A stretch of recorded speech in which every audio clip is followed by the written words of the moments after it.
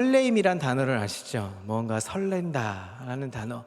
아마 이 단어만큼 우리에게 웃음을 주는 단어는 없을 겁니다. 미소를 주는 단어 없을 겁니다. 여러분, 어떨 때 설레이십니까? 연애할 때 설레이시죠? 다들 한 번씩은 연애 경험해 보셨을 텐데요. 그때 참 설렌다 하죠. 또 어떻습니까? 결혼할 때의 설레임이 있습니다. 결혼할 때 두근두근 하는 그 설레임. 아기를 낳을 때, 아기를 가졌을 때, 아기를 낳았을 때 그 설레임은 정말 이루 말할 수 없을 겁니다. 마음이 가라앉지 않고 들떠서 두근거립니다. 가만히 있지 않고 자꾸만 움직입니다. 또 가끔씩 혹은 자주 듣는 사랑한다는 남편의 말, 아내의 말 들으면 참 설레죠. 좋아하는 사람을 기다리는 그 설레임은 참 행복합니다. 좋아하는 물건을 살 때도 마찬가지죠. 그동안 정말 모아서 뭔가를 장만하고 뭔가를 사게 되었을 때, 꼭 사고 싶은 것을 사게 되었을 때 그 설레임은 정말 행복할 수밖에 없죠. 또 최근에 담임 목사님 모시고 신방을 합니다. 신방을 할 때 우리 성도님들이 마음에 두근반 세근반 이렇게 설레이면서 저희 신방을 기다리는 모습을 보면 참 저희도 행복할 때가 많습니다. 이런 설레임이란 단어를 떠올리면 참 여러분들에게 미소를 지을 수밖에 없는 것이죠. 오늘은 예수님께서 말씀하신 천국에 관한 비유 중에 값진 진주의 비유를 통해서 천국을 발견하는 자가 얼만큼 설레이는지 또 얼만큼 기쁨이 있는지를 한번 함께 은혜로 살펴보고자 합니다. 영국의 철학자 또 수학자 유명한 사람이 있습니다. 알프레드 화이트헤드라는 사람이 있습니다. 이 사람의 이야기가 유명한 일화가 있습니다. 이 화이트헤드 교수는 교육가 집안에서 태어났습니다. 대대로 크리스찬으로서 믿는 가정, 믿음의 명문가 가정에서 태어났습니다. 그런데 이 화이트헤드 교수는 젊어서 철학과 수학이라는 이 학문에 심취했습니다.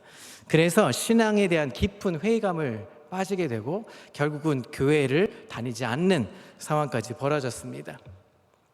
그리고 완전히 교회와는 담을 쌓게 됐죠. 그리고 한참을 지나서 어느덧 그 세월이 흘러서 이 황혼기에 접어드는 노 교수가 되었습니다. 하루는 그가 살고 있던 도시에 아주 큰 폭설이 내렸습니다. 이 폭설이 내렸는데 서둘러서 집에 가는 길에 이 한 노인이 눈구덩이에 파묻혀서 어찌할 바를 모르고 살려달라고 하는 움찔하는 그 모습을 보면서 이 화이트헤드 교수는 다가가서 그 노인을 이제 잡아서 이 눈구덩이에서 구해 주었습니다. 이 노인은 화이트헤드 교수에게 고맙다고 인사하면서 이 노인이 이 교수에게 이렇게 질문을 던졌습니다. 내가 이와 같은 큰 친절을 베푸는 걸 보면 아마도 당신은 깊은 신앙심을 가지고 있는 사람 같소. 어느 교회에 출석하고 계십니까? 이렇게 물어봤습니다. 그랬더니 이 화이트헤드 교수는 이렇게 답을 합니다. 저는 교회를 다니지 않습니다. 제게는 신앙심도 없습니다. 그러자 노인이 의외라는 듯이 표정을 지으면서 이렇게 얘기를 합니다. 아니, 다 늙은 사람이 어쩌자고 아직도 예수님을 믿지 않는단 말이에요. 그러다가 나처럼 뜻밖의 사고를 만나면 어떻게 하려고 하시오? 나는 저 눈구덩이 속에서 죽은 줄 알고 계속해서 열심히 찬송을 부르고 있었다오. 그 말을 듣는 순간 이 화이트헤드 교수는 마음에 감동이 일어났습니다. 도대체 무엇이 저 노인으로 하여금 저토록 확신 있는 삶을 살게 만들었을까? 내가 지금 탐구하고 있는 이 철학과 수학, 전 영국의 모든 학문을 통틀어서 저 노인이 가지고 있는 진리에 대한 확신을 발견할 수 있을까? 아무리 생각해봐도 자신 있는 답을 내놓을 수가 없었습니다. 그때부터 그는 자기가 탐구해오던 학문에 대한 회의감이 들기 시작했습니다. 젊어서는 신앙에 대한 회의감이 들었는데 이제는 자기가 추구해왔던 이 학문에 대한 회의감이 빠지고 말았습니다. 그리고 한참을 고민하던 중에 교회를 다시 출석하기 시작했습니다. 그 교회의 목사님은 기뻤습니다. 왜냐하면 화이트헤드 같은 이 세계적인 대석학이 자신의 교회에 와서 함께 예배드리는 모습을 보면 얼마나 자부심이 있었겠습니까? 그래서 목사님은 10여를 기울여서 설교를 준비했습니다. 그리고 주일마다 열심히 말씀을 선포했습니다. 그런데 그 내용이 어떤 것이냐면 철학과 신앙과의 대화, 수학과 신앙과의 만남, 이런 종류의 이런 류의 설교들을 하는 것입니다. 대석학 앞에서 이런 설교를 하고 있는 중에 어느 날 이 화이트헤드 교수가 이제 목사님을 찾아왔습니다. 그가 어떻게 자기가 오랫동안 담쌓고 지냈던 교회를 다시 다니게 되었는지 이 동기를 얘기하면서 정중하게 목사님에게 이렇게 얘기했다고 합니다. 목사님, 아무래도 목사님께서 요즘 설교하시는 내용은 제가 목사님보다 전문인 것 같습니다. 그러니 그런 설교보다 그날 눈구덩이 속에서 그 노인이 저에게 진리에 대한 확신을 보여주었던 것처럼 예수 그리스도에 대한 뜨거운 신앙을 제게 전해주시면 좋겠습니다. 그렇게 전해주시면 참 고맙겠습니다. 사랑하는 성도 여러분, 이 이야기에서 우리가 어떤 것을 알 수 있을까요? 내가 아무리 많은 것을 안다 할지라도 그것은 중요하지 않다는 것입니다. 내가 마땅히 알아야 할 것을 제대로 알고 있느냐가 더 중요한 것입니다. 내가 아무리 많은 것을 소유한다 할지라도 그것은 중요하지가 않습니다. 내가 무엇을 소유하는가가 더 중요합니다. 내가 마땅히 소유할 것을 소유하고 있는지가 문제라는 것입니다. 사랑하는 성도 여러분, 오늘 이 진주의 이야기, 비유를 통해서 우리가 이런 중요한 사실을 깨달을 수 있는 밤이 되기를 소망합니다. 오늘 이 비유는 아주 쉽습니다. 아주 간단합니다. 어느 진주 장사가 있었습니다. 그는 좋은 진주를 구하기 위해서 이곳저곳 헤매고 다녔습니다. 그러다가 정말로 아주 극히 값진 진주 하나를 만나게 됩니다. 그는 값진 진주를 사기 위해서 자신이 갖고 있던 모든 소유를 다 팔았습니다. 이미 가지고 있었던 다른 진주들도 다 팔았을 겁니다. 그리고 나서 그가 자기가 원하는 값진 진주를 하나를 소유하게 되었습니다. 그는 너무나 기뻤습니다.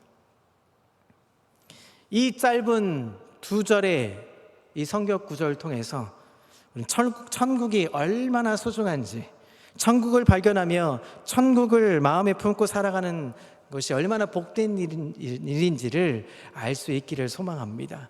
그래서 오늘 3가지를 여러분 기억하십시오. 이 3가지를 통해서 천국을 발견할 수 있는, 천국을 소유할 수 있는 설렘이 있기를 소망합니다. 첫 번째로 우리 지난 주일에 목사님 말씀 초반에 말씀하셨듯이 우리는 세상에서 만족하며 살 수 없다는 것입니다. 여러분, 지난주 목사님 설교를 통해서 질문을 던졌을 때 여러분 답을 해낸 분들은 아무도 없었습니다. 얼마나 만족하며 살고 계십니까? 이 질문 앞에 우리는 100% 만족하며 살 수 없는 모습을 보게 됐죠. 45절은 이렇게 말씀합니다. 또 천국은 마치 좋은 진주를 구하는 장사와 같다라고 말합니다.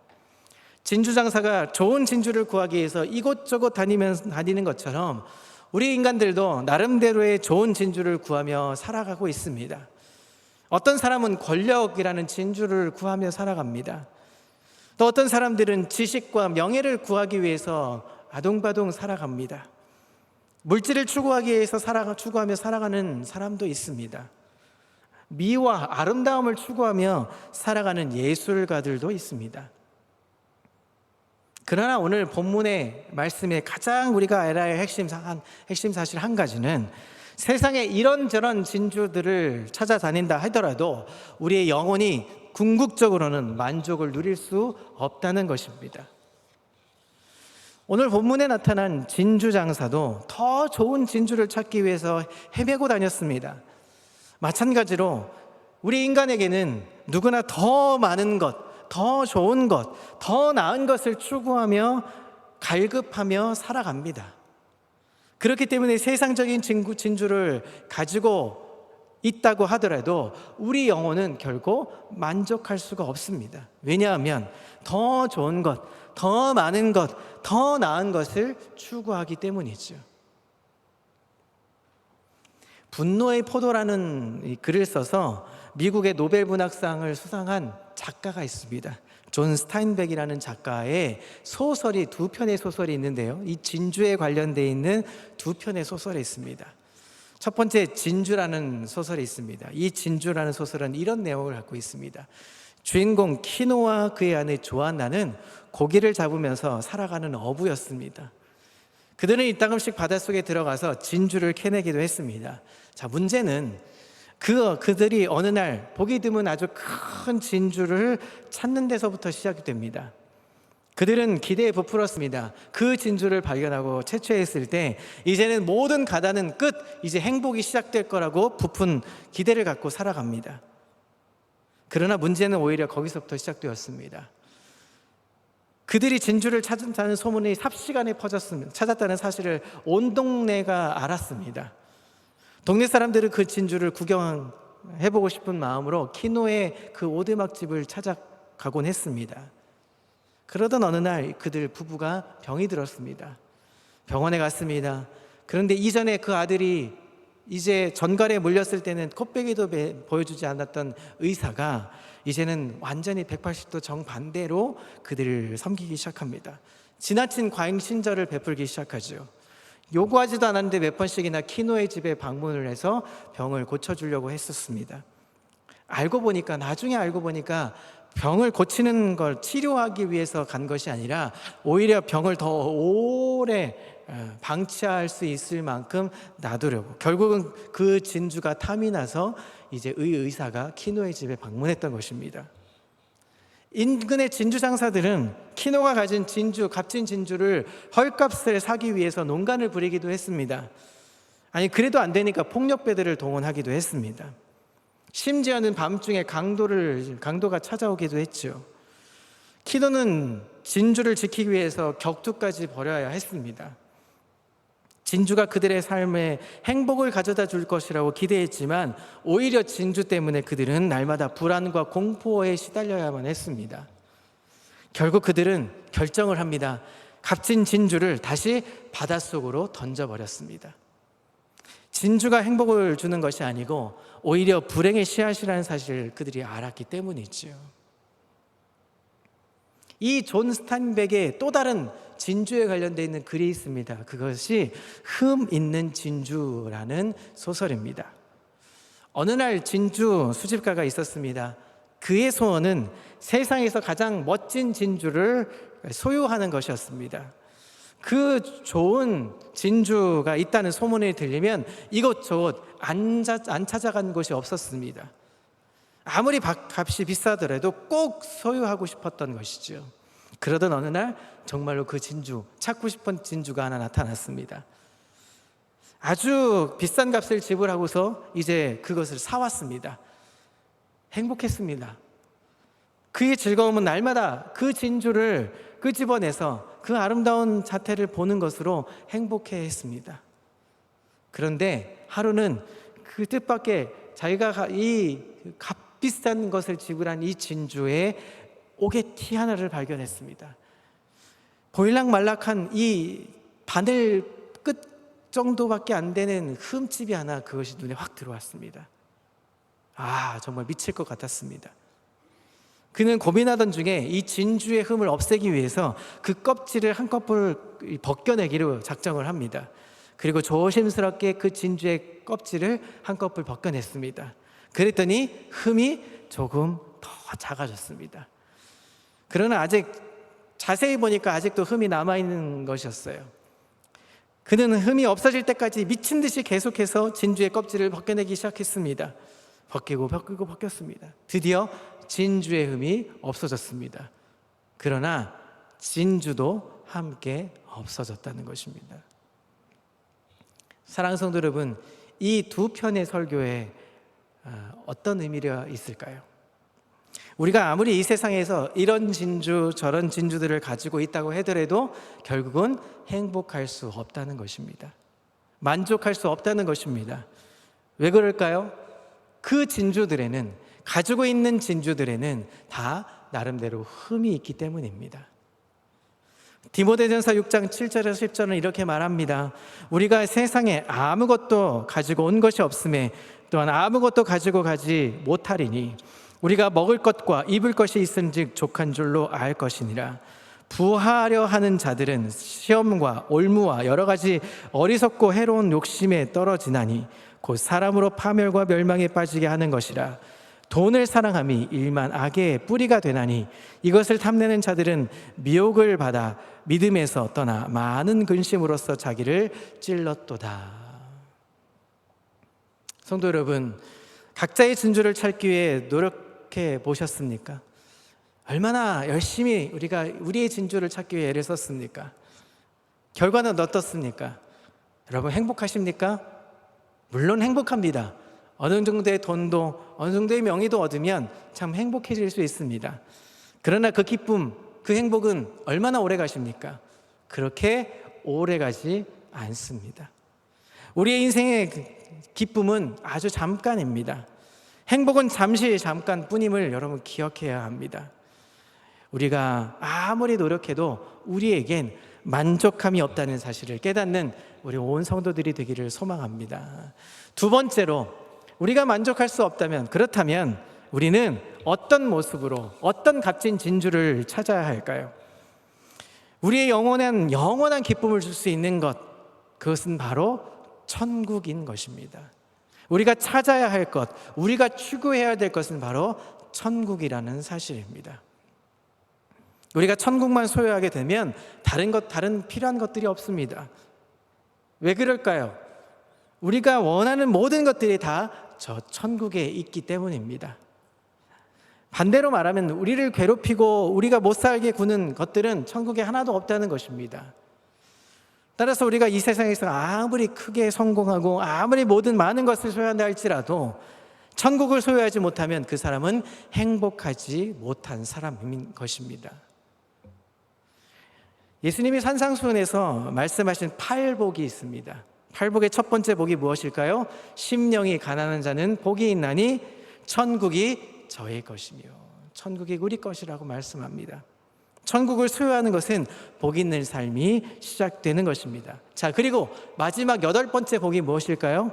의를 위하여 핍박을 받는 자는 복이 있나니 천국이 저의 것입니다. 팔복은 천국을 소유하는 것으로 시작해서 천국을 소유하는 것으로 끝맺혀지는 것이 팔복입니다.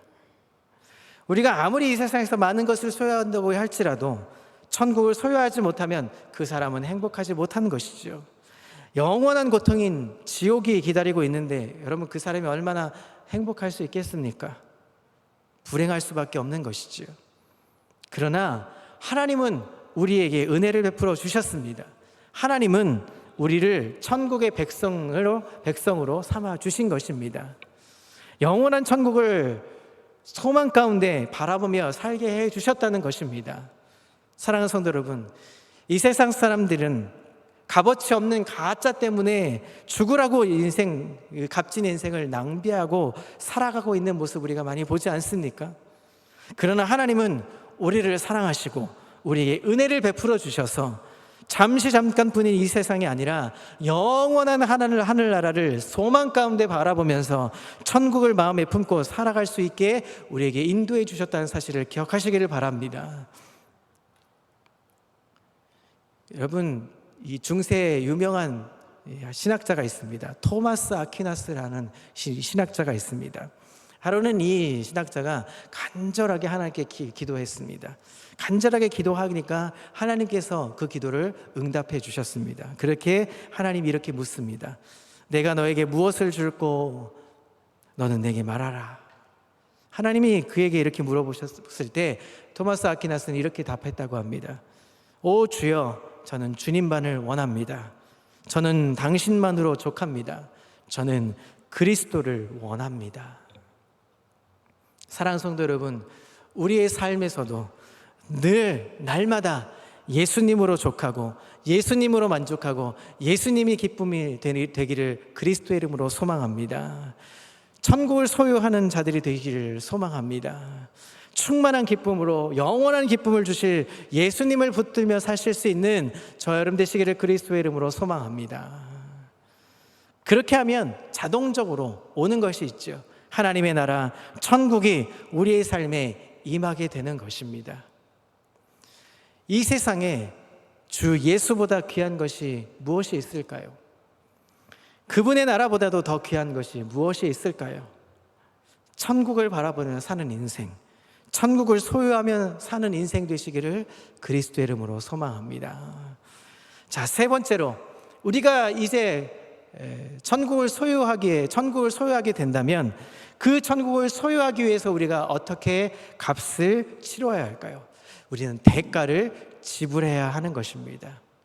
자, 46절을 보시죠. 함께 읽습니다. 시작. 극히 값진 진주 하나를 만나매 그가 자기 소유를 다 팔아 그 진주를 사느니라. 오늘 본문에 나타난 이 진주 장사는 자기가 원하는 진주 하나를 사기 위해서 자기의 모든 소유를 다 팔았습니다. 자기가 이미 가지고 있던 진주, 그보다 더 값진 것을 하기 위해서 그 진주들도 다 팔았을 겁니다. 그리고 소유했습니다. 자, 이것을 우리들의 관점, 지금 요즘 시대를 살아가는 우리의 모습을 보면 아주 위험한 발상입니다. 왜냐하면 요즘 현대인들이 어떻게 투자합니까? 일부는 이만한 재산이 있으면 일부는 어떻게 합니까? 부동산에 투자도 하고, 그 일부는 얼마는 이 보험에 예치도 합니다. 그리고 일부는 주식에, 펀드에 투자하기도 할 겁니다. 왜냐하면 분산 투자해야 되니까요. 뭐 하나 잃으면 안 되니까요. 그래서 분산 투자가 대세고 분산 투자가 답일 수 있습니다. 그래야 안전하니까요. 자, 그런데 오늘 본문의 진주장사는 어떻습니까? 모든 소유를 다 팔았습니다. 그리고 값진 진주 하나를 샀습니다. 극히 값진 진주 하나의 값어치가 얼마나 큰지를 알았기 때문입니다. 여러분, 천국이 그만큼 귀하다는 것입니다. 왜 그럴까요? 천국에는 우리가 원하는 모든 것들이 다 들어있기 때문입니다. 여러분이 상상하는 그 모든 것들을 다 담고 있기 때문입니다. 자, 그러면 천국을 소유하기 위해서 우리는 얼마의 값을 지불해야 될까요? 천국은 부자들만 가는 곳은 아닙니다. 가난한 사람도 소유할 수 있습니다. 배운 사람만 소유하는 것이 아닙니다. 천국은 못 배운 사람도 소유할 수 있는 것이지요. 심지어 십자가의 강도와 같은 일평생 죄를 짓는 사람들도 저 천국을 소유할 수가 있는 것입니다.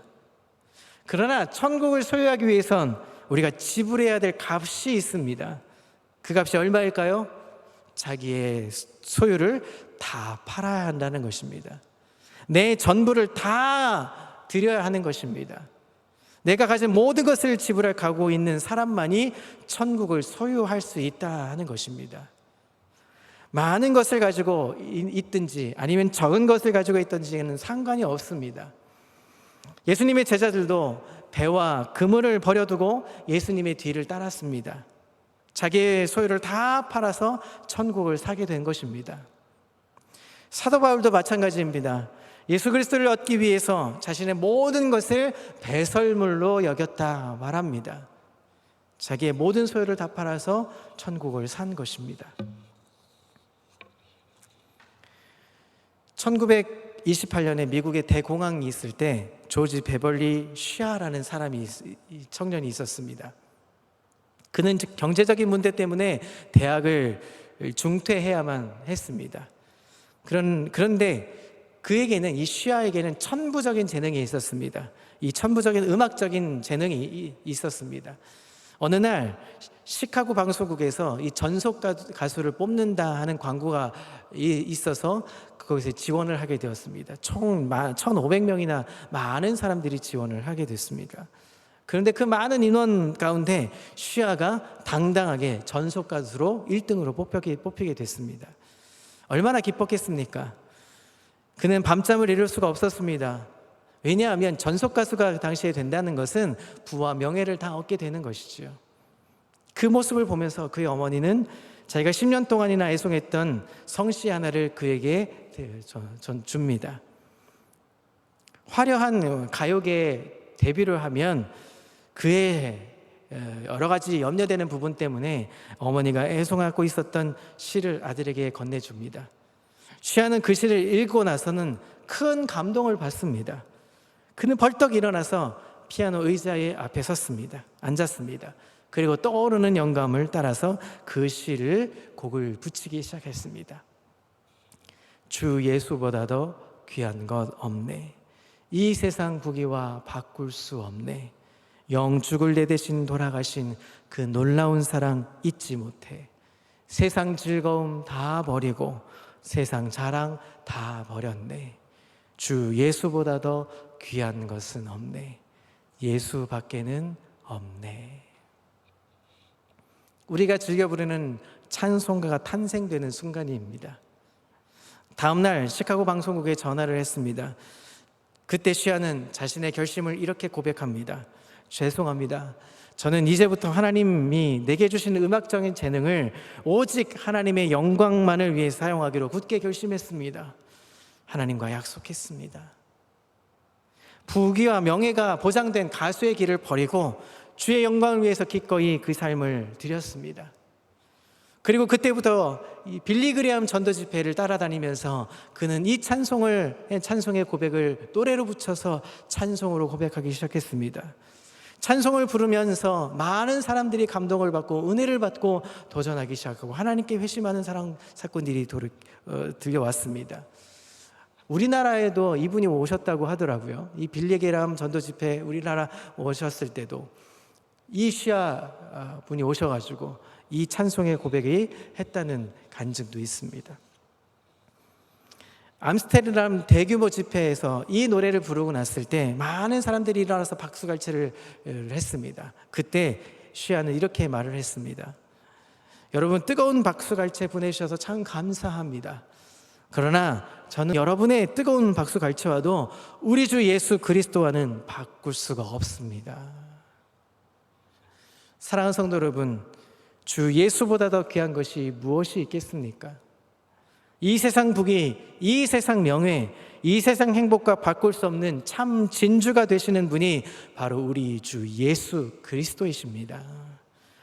여러분 한번 생각해 보십시오. 예수님이 나를 사기 위해서 어떻게 하셨습니까? 십자가에 몸 버려 피 흘려 문자 그대로 자기의 모든 소유를 다 들여서 우리를 사셨습니다.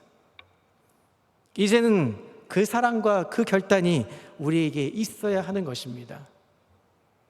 천국은 마치 좋은 진주를 구하는 장사와 같으니 극히 값진 진주 하나를 반람에 가서 자기의 소유를 다 팔아 그 진주를 사느니라. 사랑하는 성도 여러분, 오늘도 예수님은 우리에게 이 결단을 요구하고 계십니다. 주님의 대한 뜨거운 사랑과 결단이 우리 모두에게 있기를 소망합니다. 날마다 우리의 삶 속에 천국을 소유하며 천국의 기쁨을 누리면서 사실 수 있는 복된 삶이 되시기를 소망합니다. 마태복음 11장 12절에 이런 말씀이 있습니다. 한번 같이 읽어볼까요? 시작. 세례 요한의 때부터 지금까지 천국은 침노를 당하나니 침노하는 자는 빼앗느니라. 예수님의 길을 예비하여 천국이 시작되었다고 외치던 요한이 활동했던 시기부터 용기 있는 자, 강한 자, 그 집념을 가진 그리스도인들이 천국을 누릴 수 있었다 하는 이야기입니다.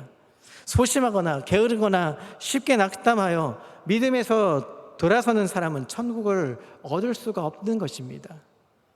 침노하는 자, 그것은 목적을 이루기 위해서 결사적으로 노력하고 할 수 있는 모든 지혜를 동원하는 강하고 용기 있는 자가 바로 침노하는 자인 것입니다. 빼앗는 건 어떤 것입니까? 젖먹던 힘을 다해서 무엇을 움켜쥐는 것을 이야기하고 있습니다. 그러니까 천국을 움켜쥐기 위해서 용기 있게 모든 지혜를 동원해서 천국을 차지하기 위해서 애쓰는 것입니다. 사랑하는 성도 여러분, 우리가 천국을 소유한 자로 여러분 살고 계십니까?